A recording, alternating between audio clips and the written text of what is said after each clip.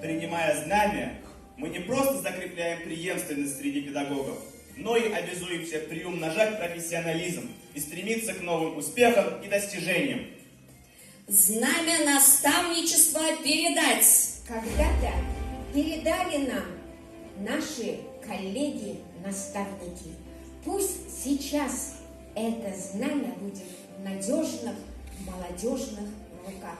Вам удачи, успех, счастья, задора.